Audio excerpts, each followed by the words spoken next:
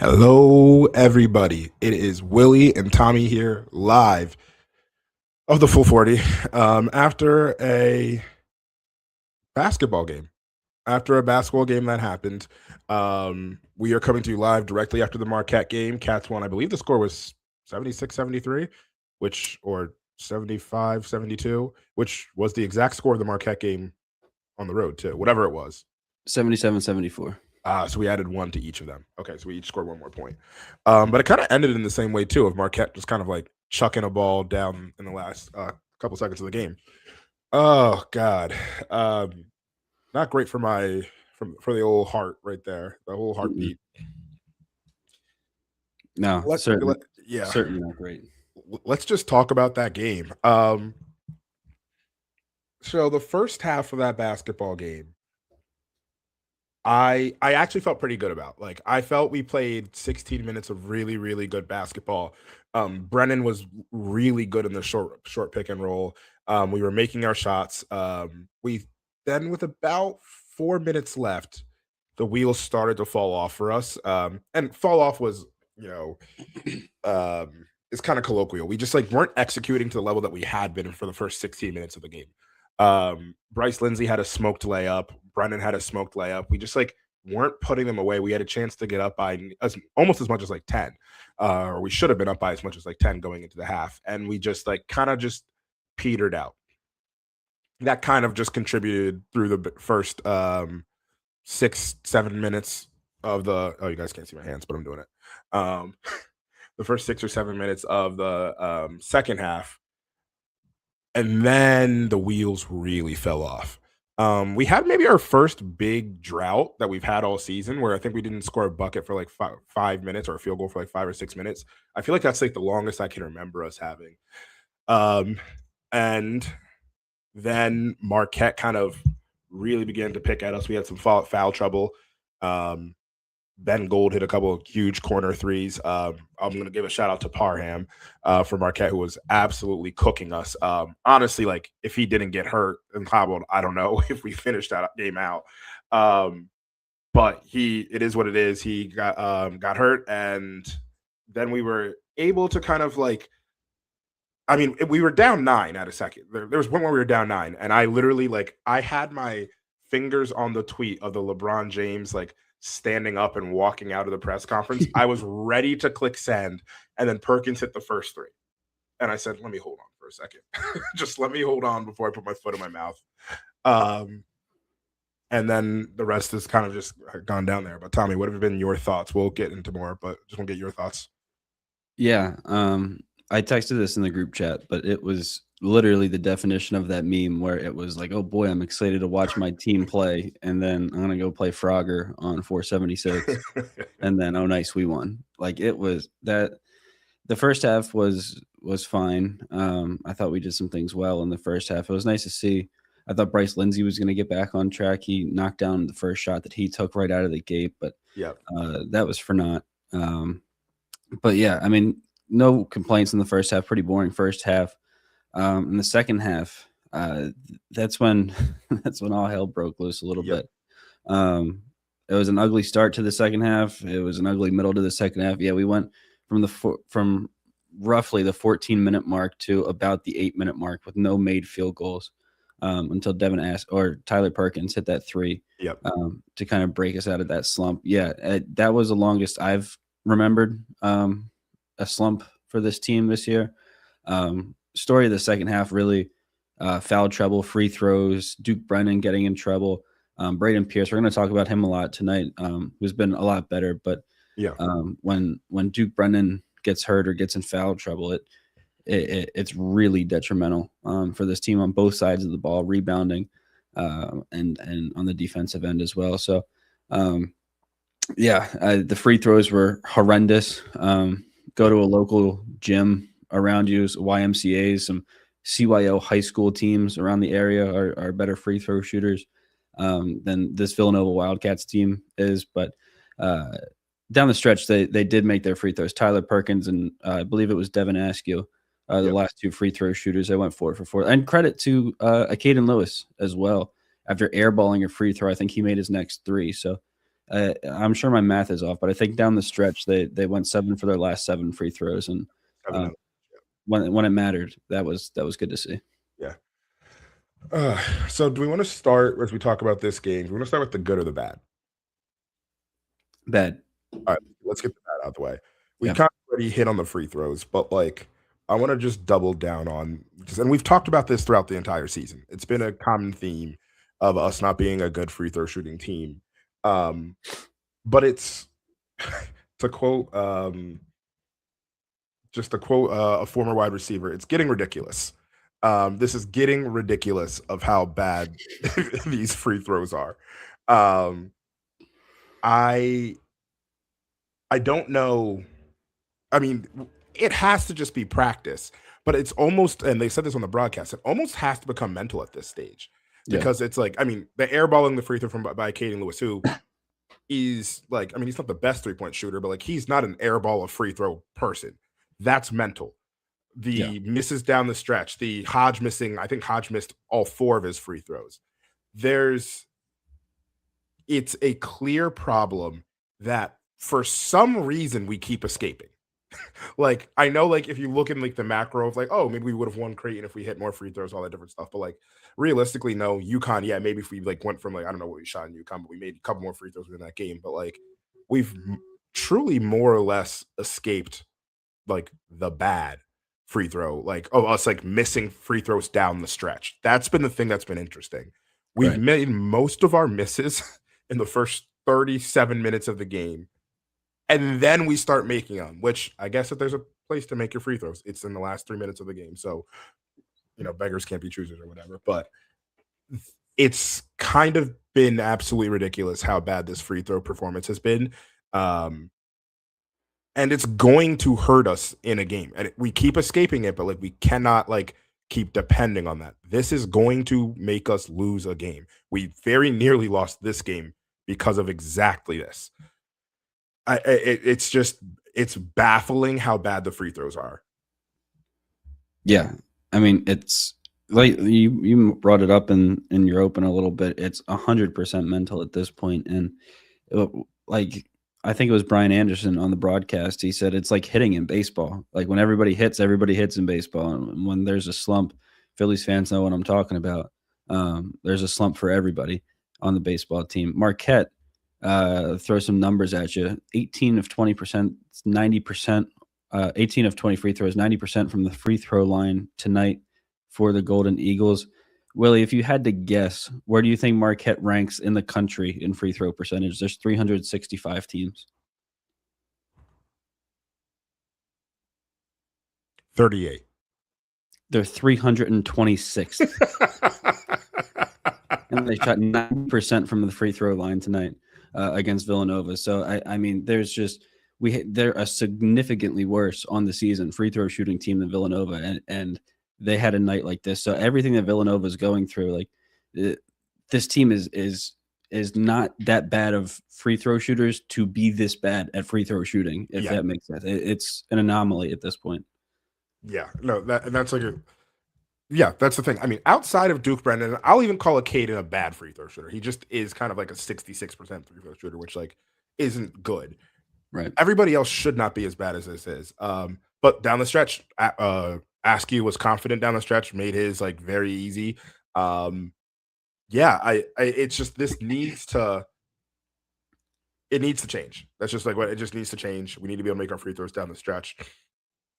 I will say another thing I didn't love was I don't think we often I don't think we executed offensively down the stretch of this game.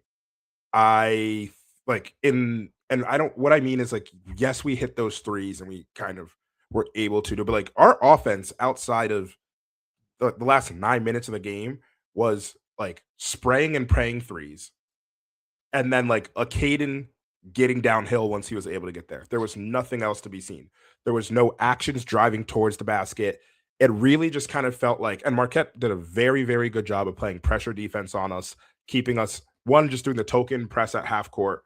So getting it to where we weren't even getting into our action until 20 seconds. But like the amount of times we had the ball with 8 seconds left at the top of the key and we hadn't gone anywhere was like outs, like just astronomical.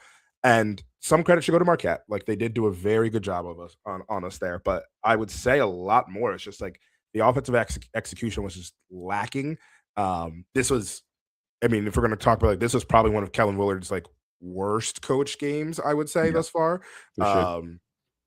Kind of just like felt like we were behind the like asleep at the wheel. And I think, and we'll talk about. I guess I'm going to talk. I guess I'll kind of allude to it. We'll talk more in detail about it maybe later. But like, and I think of it as like getting Bryce Lindsey ready or like open and getting him comfortable. It's very clear the 3-point shot isn't going down. He's in a slump, and that's fine. Like he's a good shooter. I'm not worried about him. Like I don't think he forgot how to shoot. He's in a slump. Right.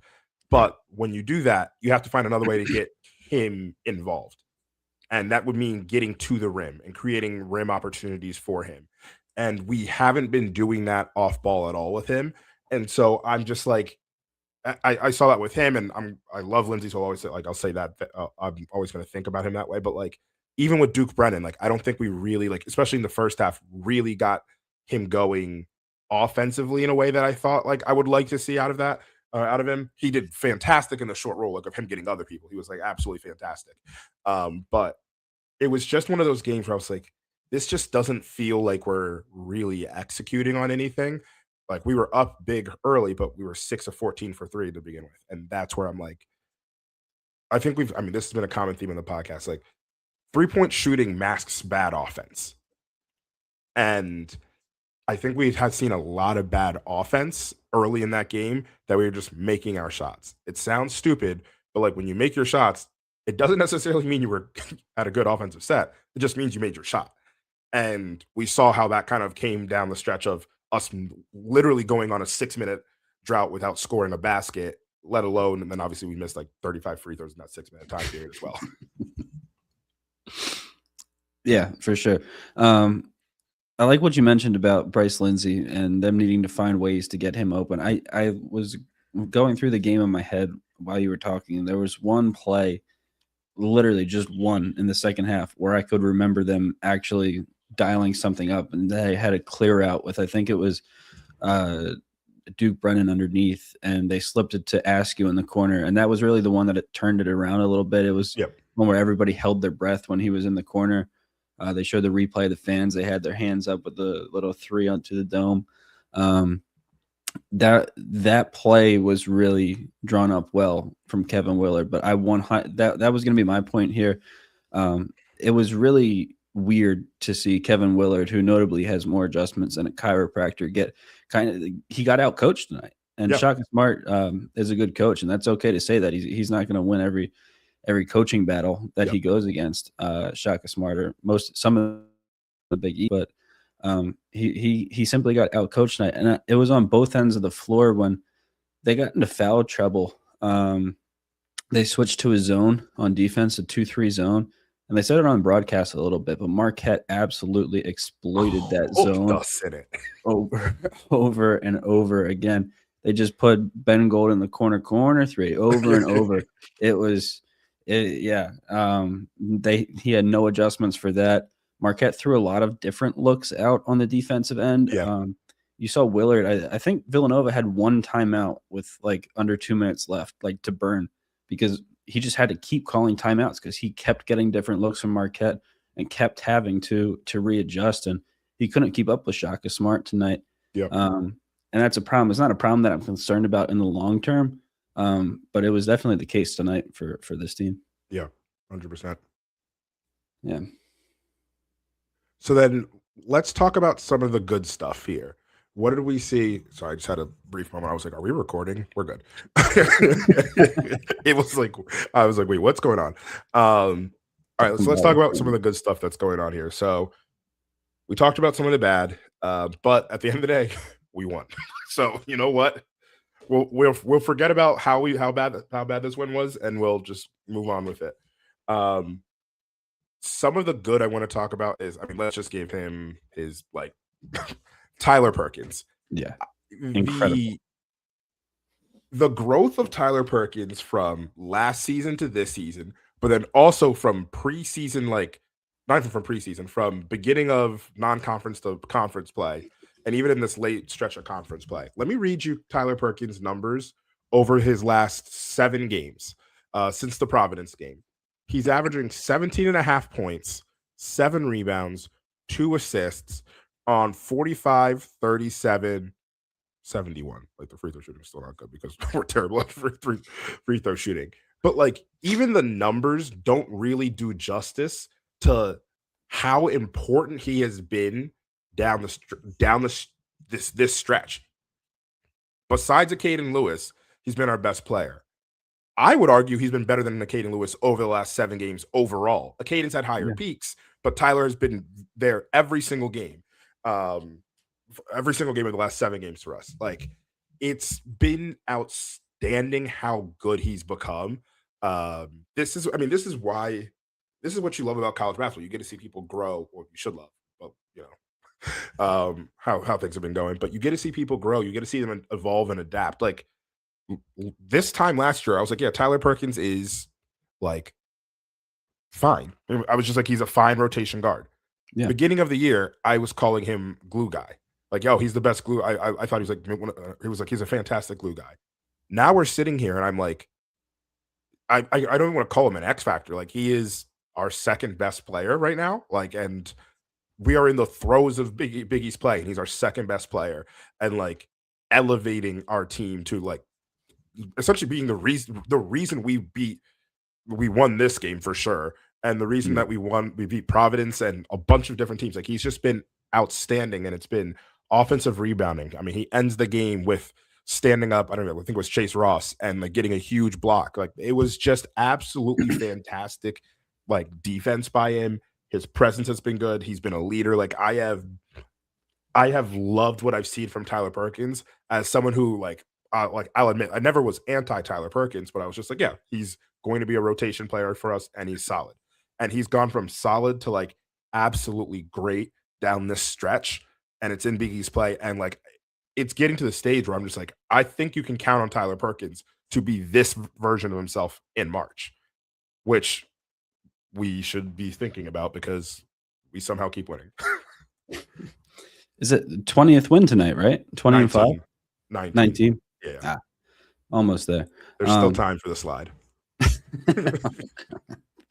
But yeah, I agree with everything that you just said. I was in the same boat with Tyler Perkins, and I get what you mean when you said he's a glue guy earlier in the season. And even now, I mean, he's not a glue guy. He's not an X factor. He is the factor, especially over the last month. But I mean, that's a great nickname, Tyler Perkins, the Factor. The Factor. I like that. The Factor. I don't know. We might have something there. We might. I still got to sue Brendan Housen for taking the Amarillo assassin with him to Iowa. But no, Tyler Perkins has been amazing. I want to give him all of his flowers. Tonight was probably his best game as a Wildcat. Maybe his first game against Penn when he got revenge. I think he had like 30 in that game. He was outstanding. But off the top of my head, this was his most complete game. And he's really doing it all too. He's scoring. Every time we need a big bucket, we went to Tyler Perkins. Every time we needed leadership, we needed some heart. We needed someone to step up. He's getting the crowd amped up. He's getting boards on the offensive end. Where the heck did this offensive rebounding come from? Right. Like I know he's been a decent, but I'm like, he's done it all season, but like I don't know. It's just been they've said it's Josh Hart-esque, and I like cringe because I'm like, that's one-on-one offensive rebounding. Like, right.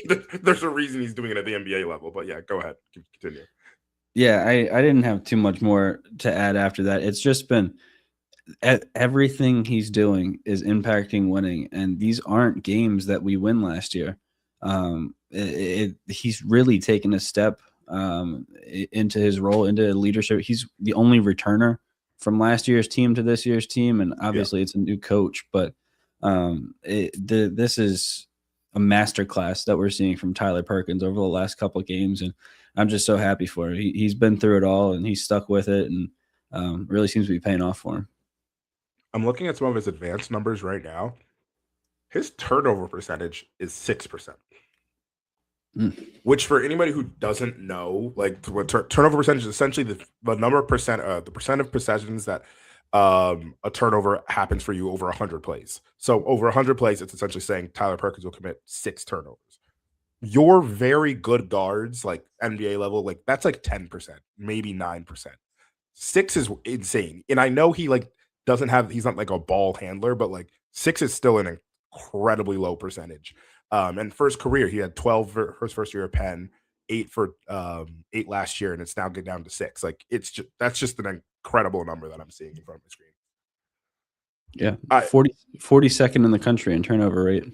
Yep. In the country Like, of all players. He's outstanding. Really, really good. Yeah, I just who Tyler Perkins has become for us is absolutely huge, and I don't have like I just am really, really like impressed with him and what I've seen from him this stretch of games. And as I said, like this feels like something where I think we can begin to count on that in March, which I usually try to hold off and like making these statements of like, okay, like this is something to look for in March, but like he's done this enough in the like it wasn't the first couple of games of Big East, but we're like in the heart of it now. And he's Yeah. doing this, and I'm like, all right, this just might be what he is right now, and we should count on that. Before I get to more goods, I think this is just a good thing to talk about the flip side of with Bryce Lindsey. With we've kind of alluded to this of we talked about like not getting him the shots in the way that we wanted to or anything like that, but he's in a big slump right now. That's just what it is. The number one thing, and I've seen people say like, oh, he should stop shooting. I don't want him to stop shooting. His value to us becomes almost zero, not zero, that's aggressive, but like he loses so much value if he's not shooting. He's still a threat to shoot. He's still like a very good combo guard who creates like who just creates space for us on the floor. If you take him off and then like okay, obviously like you replace him with Vasquez, we're fine. But like downstream, like the downstream effect of that going to like Jeffrey, who like once I and I'm going to talk a little bit about Jeffrey later, but just like the downstream effect of him not shooting is worse than what we get with him shooting. He needs to keep shooting the ball. I want him to keep shooting the ball. Find your moments, and for the most part, like I don't think he's been shooting like stupid shots. It's just been he hasn't been making them. He took a shot, like, I mean, I think he was trying to go for a kill, like for a dagger shot down the stretch there, but I was okay with it. Oh I was yeah, like, honestly, go for this. Like, I was like, me I too. love the confidence to still do that. Mm-hmm. Yeah, I was really hoping that one was going to go in. Yeah. As soon as he took that, I feel like that really could have helped him turn a corner. Yeah. And so, like, what I want from Bryce is to keep shooting. Like, I want to see him shooting 6 threes a game for us still. Whatever, like I don't know what his number is on the season, but I feel like it's probably about 6 that he's shooting in a game. Keep doing that, keep working at that. And then I think we're going to be like it's going to break for him because he's too good of a shooter to keep shooting this poorly. He might not go back to like the 45 he was shooting, but like if he gets to 35, 36 like over like the next stretch of games, like we're going to be fine. And I'm just like this is going to be him. I'll say it like this. For us to win a tournament game, we need a Caden to keep playing the way he's been playing, Tyler to keep doing this, one of Brendan or Askew to show up, and like Lindsey to kind of start making threes. I don't think we need Bryce Lindsey to be the Bryce Lindsey who was in the beginning of the season. We just need him to continue to stretch the floor and give the threat of being able to shoot. And the second he stops shooting and people are like, oh, he's scared to, then they can start helping off of him, and that condenses the floor. That makes it tougher for Lewis to get to the rim. It makes it tougher for Brendan to have space to maneuver in the post. So, Bryce Lindsey, my message to you: keep shooting. Yeah, he has to. It stinks that the Big East is obviously having a bit of a down year, but there's really no cupcakes left on the schedule to get his way to shoot out of this a little bit. Over the last month, he was shooting 23% from 3. We turned the calendar into February. 0 for 6 against Georgetown, 1 for 6 against Marquette. He's averaging 7 3-point attempts per game. He has to. he has to find a way to shoot his way out of this. He's been horrendous, frankly, from Yeah. beyond the arc over the last month, but he's still shooting 38% from three on the season, which it's I'm not one. I'm not big on moral victories or consolation prizes, but to be as bad as he's been recently and still be shooting 38% from three Yeah. on the season, that just goes to show you how well he was stroking it early on in the year. And he has the capability to get back to who he is. He's an outstanding shooter. And to your point a little bit, if he keeps taking and making these shots, it's going to open up the offense in so many more ways. They don't respect him right now. When we saw, I think for the first time tonight, I saw teams doing it consistently, but when they run that pick and roll at the top of the key with Pierce or Brennan, the Yeah. guys were going underneath the screen Yep. when Bryce Lindsey got the ball, and they would never do that Yeah. early on in the season. So when that happens, he's got to take these shots, and he'll snap out of it. It's not a bold prediction for me to say that. He's an outstanding shooter. He's going to come out of this slump. I don't know if he'll get back to the form he was in the beginning of the year, but it's not going to be these 1 for 6, 0 for 6 performances all the way down the stretch. He's too good for that. It's way too good for that. One thing I want to call out with this is his 2-point percentage has been also a thing to like worry about. And to be like, I don't want to say to be fair, but like he's shooting over his last 9 games, which is about when the stretch of stink happened because he dropped 18 versus Butler and then it was Creighton. And since then he's been kind of just doo doo. He's 7 for 26 from two, shooting 30 or 27% from 2-point percentage. Like that is just terrible as compared to before that. He was shooting, and I'm like letting this load really quickly. And I haven't included the Marquette game in this; it hasn't updated, but he was shooting 52% from two, which is like he's literally doubling or cutting in half how bad he's been. So this is like it's not just the 3-point shooting. He should keep shooting, but then also we need to make it easier for him with backdoor cuts or anything like that to get him shots at the rim just so he can start to see the ball go down. Because the thing that he doesn't get a lot of is free throws because a lot of his game is just shooting from three. So he's not getting fouled that often. He got downhill once in today's game, and it was a fast break that he smoked the layup on. And like that's where it's like, all right, like this is where you get a little bit worried. Yeah, he got clobbered too. Yeah, he did. He also did get fouled. Some of the positive. Oh wait, also this is wild. I didn't know he played. Oh, he played. Never mind, ignore me. He played 40 minutes versus UConn, and I forgot UConn was overtime. So I was like, wait, he played every second of the UConn game. So some of the other positive things that I saw from this game, number one, like there's kind of two of our bench players. Malachi Palmer started like good, but I'm not going to talk too much about Malachi Palmer. I think we've kind of seen him take a turn this season, Palmer, and like he's kind of become like seventh man, I'd say right now. And like when he's confident, like I'm like, all right, I like what Malachi Palmer has to bring to us. But I want to talk about Chris Jeffrey. He did not do anything super special today, but like his passing, it like none of it turned into like buckets because it was Brennan getting fouled, but he was able to find Brennan multiple times with very high velocity passes coming off like screens. And I'm like, I did not realize. I think I said this in the beginning that I was surprised with his passing, like at the beginning of the season, but like it's continued to just impress me. I'm happy to see him back there. I didn't know that he'd come back. I thought we were going to lose him for the season after a knee surgery. I hear knee surgery. I'm like, all right, they're done for the year. Like that just seems to be what it is. So he's back. So he's either it wasn't that I shouldn't say that serious, but he's either that or he's bionic and he's already good. But I really liked what I've seen from him. I feel confident with him on the floor, and the more that he's on the floor, the more confident he gets in this game. Like he's going to give stuff to us offensively.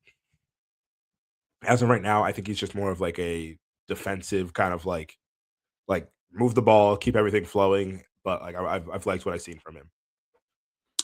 Yeah, 100%. I'll go back to just touch on it for a sec. I love Malachi Palmer's game. When we gave our season previews, You had Bryce Lindsey as your guy. I had Malachi Palmer as my guy. Yep. I absolutely love his game. There isn't a corner three that I think I've seen him miss all year. It's just hit low trajectory shot that just barely grazes over the rim and slaps the net every time. Yeah, Malachi Palmer's been awesome. Rebounding, passing, shooting. It's been a huge boost off the bench, and that's good to see. But yeah, Chris Jeffrey's been awesome. You brought it up, the high velocity passes, dude. You seen the arms on that young man? Yep. It starts to make sense. The high velocity passes. We need to get him in some shoulder pads. Villanova's thinking about moving up to the FBS level. He would be a good option to have at quarterback. I mean, the kid's jacked, but I think yeah, Longino still has eligibility. We can get him back. yeah, 100%. You know, he played quarterback. But yeah, Chris Jeffrey has been awesome. The passing was, I didn't even have him nabbed as a passer coming out of high school. That wasn't even on my radar. He's been an outstanding passer. I think the offense will come. I think right now he's a bit bull in a china shoppy on the offensive end, which will come when you're young and strong and you can get to it like that. But I think the shooting will come. I'd like to see him a little bit. He is active on the glass, but I think he could really be an asset off the glass, especially when they're running that lineup with Hodge as a small ball five. I think Chris Jeffrey could really make a big impact in there with Malachi Palmer on the floor as well. But yeah, he's been outstanding. This Jeff Nyberg sent a tweet out. It was something along the lines of like, the depth on this team has gone from a strength to a weakness and now back to a strength. When Duke Brennan gets in foul trouble or God forbid he gets injured, the depth behind him. Braden Pierce has. I do want to give Braden Pierce. That's the next thing I would say. Yeah, a flower. Not all the flowers. I want to give him a flower. Yep. I want to give him a flower. He's gone. He's become an okay back. I'll say that. Like I'm not going to say he's setting the world on fire, but he is doing a lot more in the screen and roll game. He's actually active on the offensive end, and he's made a couple shots. So I do want to give Braden Pierce a little credit, but that would be a spot where Tafara Gapare really could have shined this year. Yep.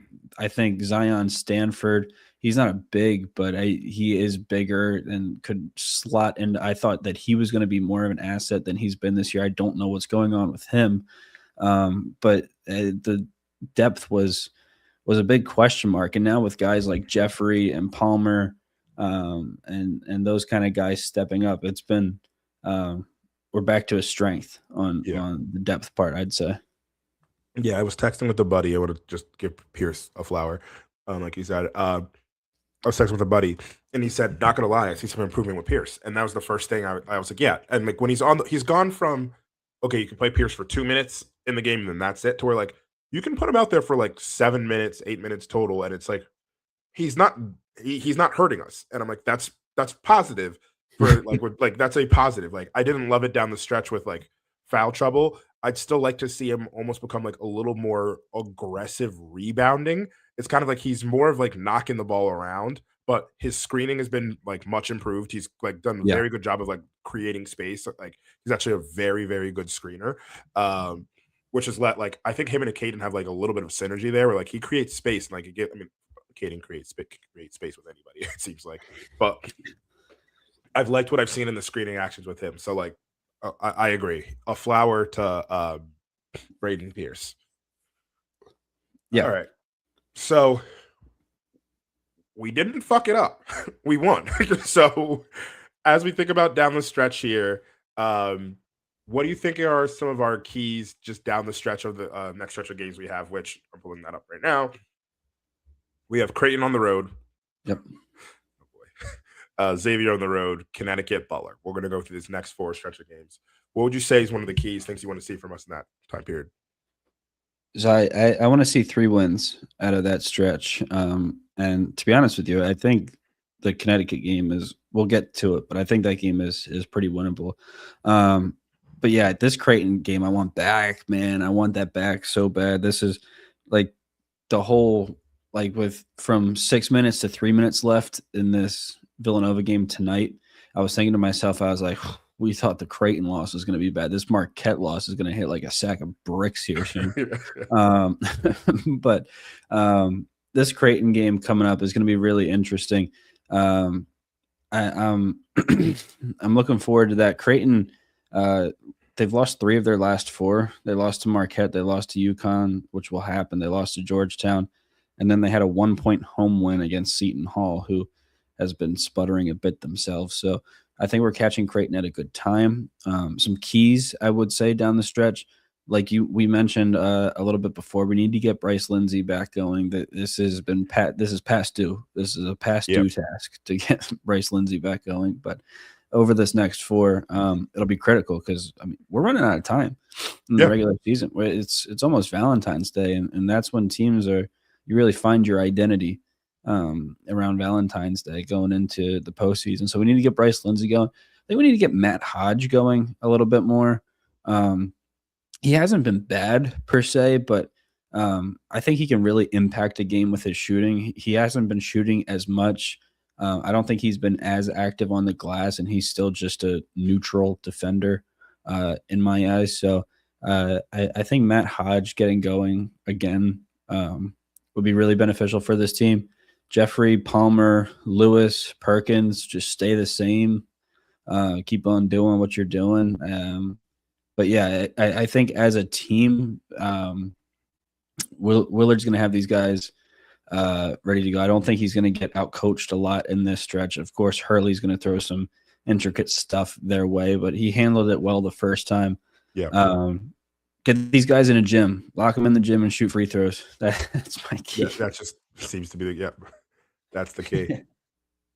I'm trying to think of I'm looking at the schedules right now. For me, like, I mean, I agree with okay, he didn't play. I agree with everything that you've said. I think the like larger thing is like I'm gonna put my Bilotti hat on. There are 2 more good wins on the for us here. Connecticut and St. John's. Like we get those are quad 1 wins, probably quad 1A for both of them because they're Connecticut's top 10 at home and St. John's is on the road. Those will be quad 1A win opportunities. After that, it gets a little bit dicey. Like Xavier's like a quad 2 win if we get there, no matter what.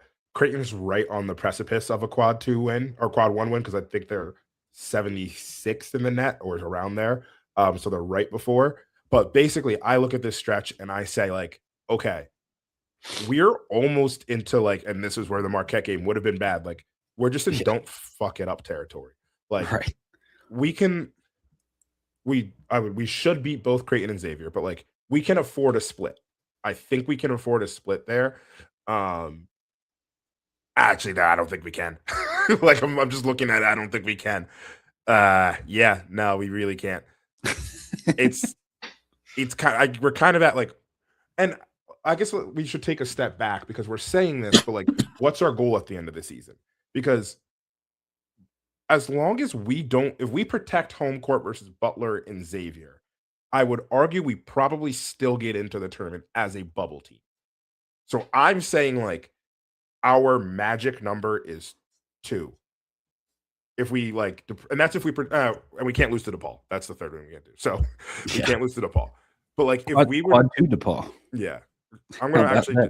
I'm on T rank. I'm gonna do it right now, and this is like the worst case scenario where we lose to everybody but Butler, DePaul, and Xavier. Where does this have us?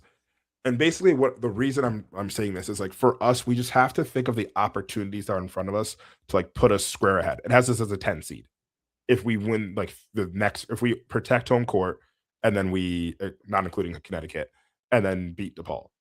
So like we are more or less in the tournament. Like that's just kind of like they called us a lock, despite not having like the great wins. We're more or less in the tournament. But like I'm sitting here, and as we think about like what the team's goal is, what is our goal for this season? It's coming into the season was like who knows. Then eventually once we realize like, oh, let's make the tournament. Now we're going to make the tournament, and like people keep pushing it further and further, which is just natural for us to do. But I just sit back and I think, okay, well, what are we trying to accomplish? Are we obviously like the team is trying to become the best team that we can do, but like what's realistic in our own view of these accomplishments for this team? Is it like are we thinking that this is a team that can win the Big East? Like not the regular season because that seems that's out of the picture, but the tournament, like is that what we're like aiming for? Is it hey, we want to get to Philadelphia like as a fan base? Like what are where are we taking this? Because that kind of comes where like my thought process of can we afford to split Creighton and Xavier? We can. We can afford to lose both of them. I'm kind of showing that here. But like to what extent and to what end like is the team's is our goal for this team? Like, you get what I'm saying? It's kind of like a weird Right. thought process, but yeah. No, I totally get that. I am worried about both of those games. This Marquette game was a quad 3 win, which is Yeah. crazy when we talk about Marquette. But both the Creighton and Xavier games will be quad 2 because they're both on the road. Then we play Xavier again at home, and that'll be a quad 3 game, which makes sense. But I think the two big games, there we go, are obviously UConn and St. John's coming up. We have UConn at home, St. John's on the road on the 28th of February. And that's going to, those two, we don't need to win one of them. But as it stands, our quad 1 record is 3-4. If we win one of those, obviously we go to 4-5. But I mean, this Butler away win is hanging on by a thread. They're 73 in the net right now. So if they continue their trajectory, that'll turn into a quad 2 win. That'll leave us with 2 or 3 quad 1 wins. I don't know. It's all math and analytics right now. We just I mean, win the games. It's like win the games. Yeah. That's all it is. That's all I'm trying to say at the end of the day. We just need to win these games.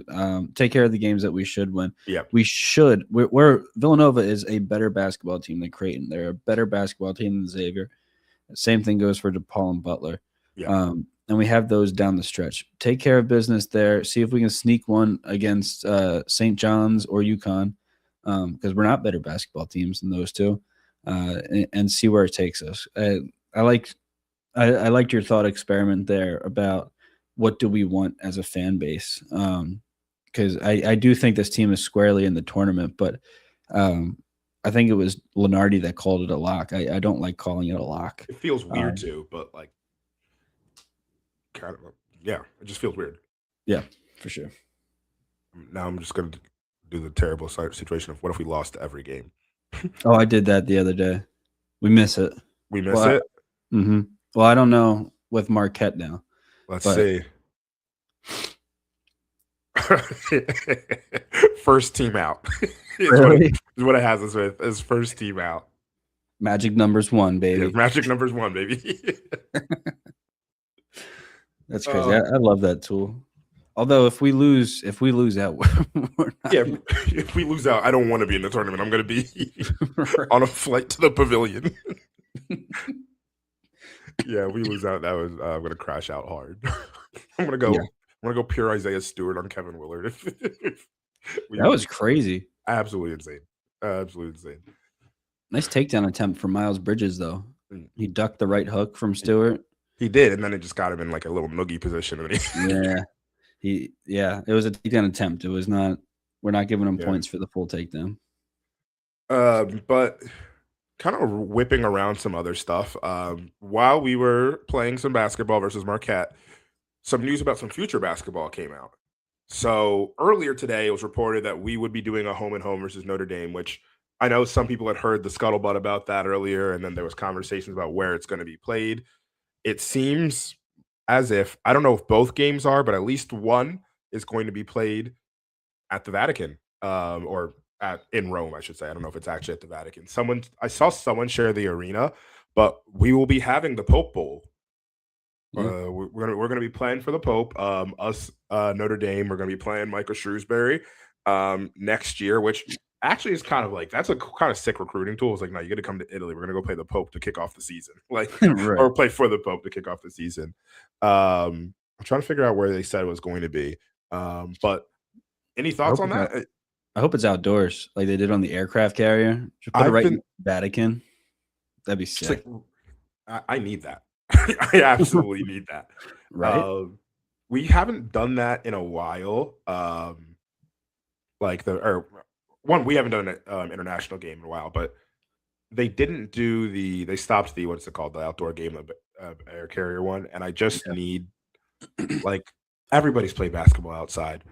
Even if it's an exhibition, just like let's get the feeling back. I want some outdoor basketball. Screw it. Put it in the Coliseum. I don't give a shit. Honestly, Shrewsbury versus Braden Pierce. Cinema. No, but I love it. You're right. It is a cool recruiting tool. Any chance you get to travel abroad with your teammates, that's special. Yeah. It And builds. Yeah. also to be clear, we're placing it's men and women that are both playing there. Just to like be clear to Oh, everybody. really? Yeah, it's the men and the women. Wow, Which that's means cool. the men versus us is gonna be great, and then we're gonna get smoked by Notre Dame women. But Is Hannah Hidalgo? What year is she? Sophomore. She'll be back though, right? She's barring a transfer. Yeah. Yeah. Geez. Junior, but still. Hopefully the men take care of business. I love it. I love playing against Notre Dame. That old school feel. I like teams like Notre Dame. When we talk about adding teams like we talked about this last episode, I think, but when we talk about adding teams like Dayton and St. Louis, I'm out on that. Give me the Syracuses, give me the Notre Dames, give me some big names. Anytime you get to play against big names, it's cool. I don't know where this game is going to be held, but I'm really looking forward to it. Should be a lot of fun. There was I'm gonna pull it up. I can see if I can find it. It's Is this what it is? My Italian is how do you say terrible. Um Better than your New Zealand accent. Better than my New Zealand accent. Yeah. I think it's the Palazzo dello Sport is where it's going to be played at. For my Italians, I don't know. Go ahead, tell me what I said wrong. But I believe that's where it's going. I feel like that's where I saw it's going to be played, which is where Virtus Roma 1960 plays. So I don't know who that is, but I believe that's where it's going to be played. But we'll see. I'm sure that's still fungible at the moment. But yeah, I'm excited for this. It's a cool recruiting tool for both like the men and the women. And this is just kind of, this is kind of the weird situation where like, well, the Pope's not. I almost said the Pope's Catholic. The Pope went to Villanova, so we have like a weird opportunity here. Well, the Pope's Catholic, so.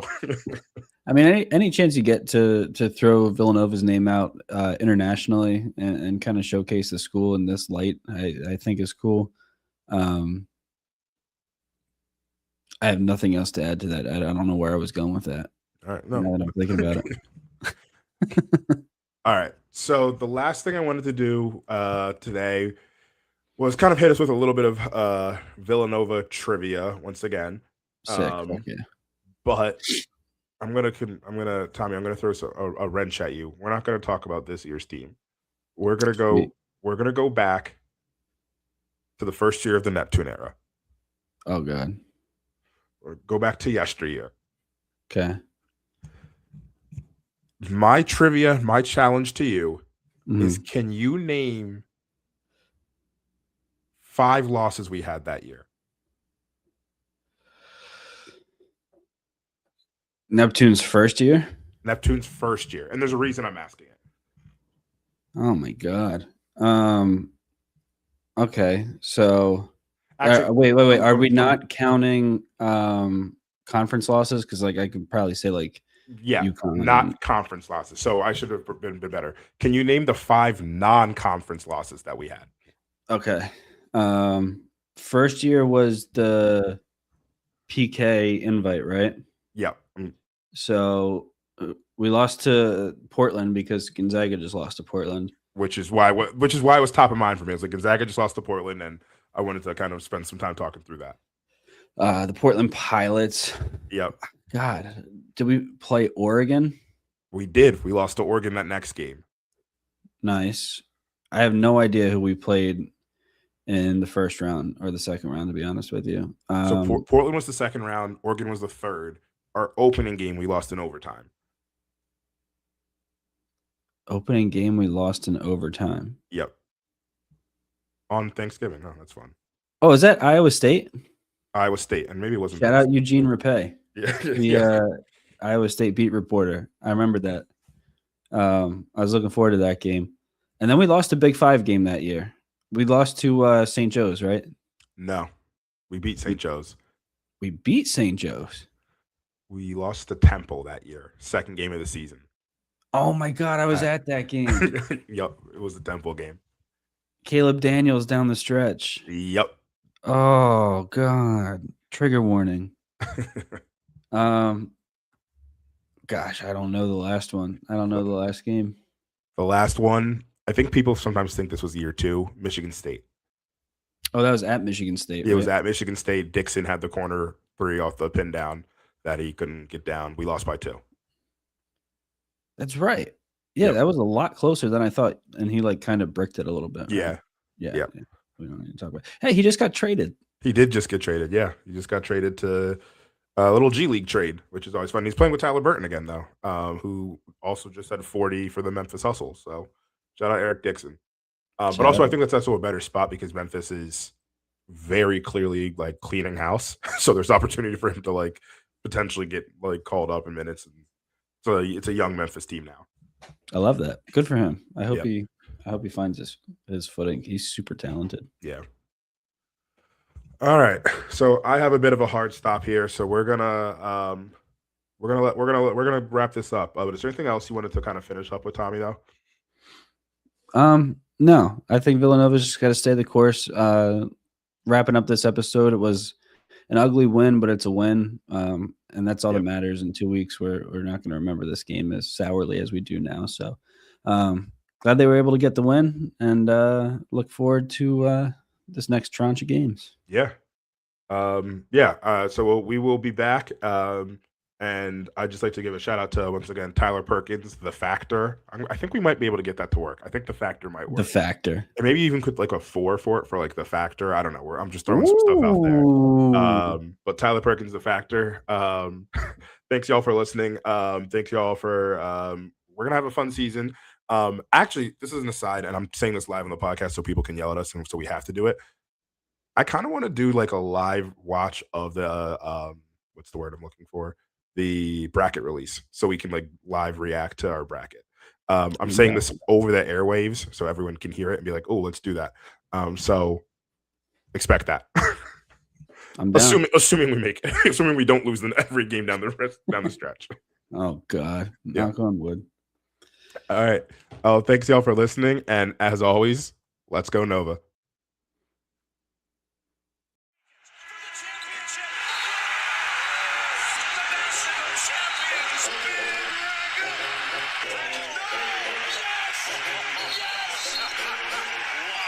Yes!